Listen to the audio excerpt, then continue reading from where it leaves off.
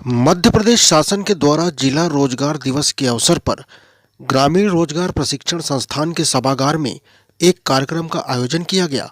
इस कार्यक्रम के मुख्य अतिथि बांधवगढ़ विधानसभा के विधायक शिवनारायण सिंह लल्लू भैया तथा कलेक्टर उमरिया बुद्धेश कुमार वैद्य एवं जिला पंचायत सीओ ईला तिवारी, भाजपा के वरिष्ठ नेता धनुषधारी सिंह, राजा तिवारी, संजय तिवारी, हरिप्रसाद गुप्ता, राजेंद्र कोल सहित ग्रामीण रोजगार प्रशिक्षण संस्थान के अधिकारी एवं कर्मचारियों सहित हितग्राही महिलाओं को प्रमाण पत्र दिए गए। उमरिया से संवाददाता राजा तिवारी की खास रिपोर्ट।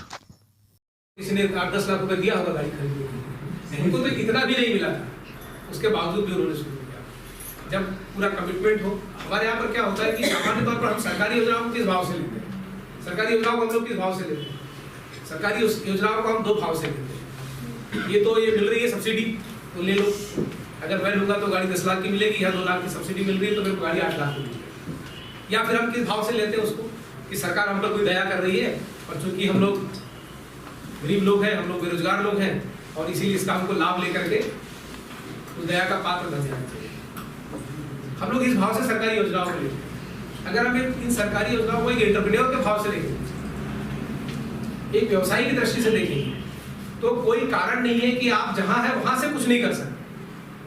वही महुआ की बिस्किट है, वही कुट्टी का लड्डू है जो हम यहाँ पर बाजार में बेच नहीं पाते, और वही हमारे जो डीमार्ट वाले हैं और रिलायंस ट्रेंड्स वाले हैं, वो लोग जो है वो आपकी जो महुए की बिस्किट है वो 100 रुपए की पैकेजिंग करके 100 ग्राम के बेच सकते। युवा बहनों के लिए, नौजवान भाइयों के लिए इस तरह की योजना कभी भी चालू नहीं हुई। हमारे मोदी जी के नेतृत्व में भारत हमारा आगे बढ़ रहा है। अब जब बढ़ रहा है तो हमको अपने कदम को भी आगे उसमें मिलाकर हमको भी बढ़ना है, चलना है। तो जो लक्ष्य अभी सीओ मैडम ने बताया, जो भी काम करो लक्ष्य बना कर करो। लक्ष्य से भटके तो मतलब हमारा जीवन बेकार हो जाएगा।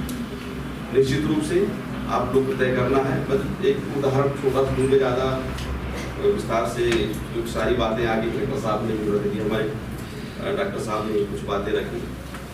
हमारे यहाँ होता सबसे ज्यादा कोदो का उत्पादन होता है कि नहीं होता? गाँव से कौन कौन है हाथ उठाई? लगभग सब कोई, हम में भी हूँ गाँव हम लोग कोदो का उत्पादन सबसे ज्यादा होता है। सीओ मैडम बस यहाँ पर इस तरह के कई प्रशिक्षण आयोजित किए जाते हैं जिसके माध्यम से आपको जानकारी प्राप्त हो सकती है कि जिस क्षेत्र में भी आपकी रुचि है उस क्षेत्र में आप प्रशिक्षण प्राप्त करके अपना रोजगार स्थापित कर सकते हैं। हमारे जिले में ही जब हम लोग ग्रामीण क्षेत्र में जाते हैं और देखते हैं तो अनेक हमारे जो युवा साथी हैं उन्होंने स्टार्ट एक हमारे जिले की छोटी सी जो कमी मुझे लगती है कि हमारे यहाँ के युवा बाहर नहीं जाना चाहते हैं। यहाँ बहुत सी बालिकाएं बैठी हुई हैं, लड़कियाँ तो ज़रूर रेडी हो जाती हैं और जब उनको प्रशिक्षण दिया जाता है तो वो बाहर जाती है, लेकिन लड़के उनको बड़ी होम सिकनेस है, वो जाते नहीं है, जाते भी हैं तो 2-3 दिन में वापस आ जाते हैं। तो अगर आप कोई भी बड़ा काम करना चाहते हैं तो जिले में तो सीमित ही अवसर प्राप्त होंगे, पर आप बाहर जाएंगे तो आपको अच्छा एक्सपोजर मिलेगा। अगर हम अपने गांव में हैं, अपने जिले में हैं, तो एक तरह से कुएं के मेढक हैं, क्योंकि हमें अपना लेवल यहाँ तक ही पता चल रहा है। आदरणीय कलेक्टर साहब हैं, सीओ मैडम हैं, जहाँ शासन की बात है, हमारे आदरणीय शिवनारायण सिंह जी इस बात की सोच रखते कि हमारे जिले का, हमारे विधानसभा का, हमारे परिवार का, हमारे समाज का, हमारे देश का कोई भी व्यक्ति जो हमारे क्षेत्र से जुड़ा है वो विकास से अछूता न रह जाए, आगे वो सीधे मुख्य धारा से जुड़े, ताकि जब हमारा क्षेत्र संबल होगा, हमारे लोग अपने आप में स्थापित हो जाएंगे तो निश्चित तौर पे हमारा जिला, जैसा कि सबकी सोच है, 1 नंबर की तरफ बढ़ चलेगा।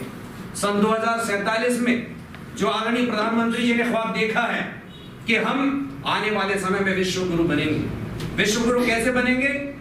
जब आप जैसे लोग, हमारे सब साथी, हमारी युवा बहनें, हमारे युवा भाई, हमारे सारे लोग अपने आप में सक्षम होंगे। ये आरसेटी की जो संस्था है, इसमें पहले ये हमारे यहाँ प्रेमाइसेस में लगती थी, उमा पैलेस में, बाद में ये बिल्डिंग यहाँ बनी। तो क्योंकि मैं वहाँ उससे जुड़ा रहा हूँ, कई बार प्रशिक्षक के रूप में गया भी हूँ वहाँ पे बच्चों से बात करने के लिए, तो जब पहले आप लोग शुरुआत में आते हैं तो ये होता है ना कि हम झिझकते हैं अपनी बात कहने में, लगता है हम बोलेंगे तो गलत ना हो जाए, हम बोलेंगे तो कहीं मतलब झिझक रहती है अंदर। लेकिन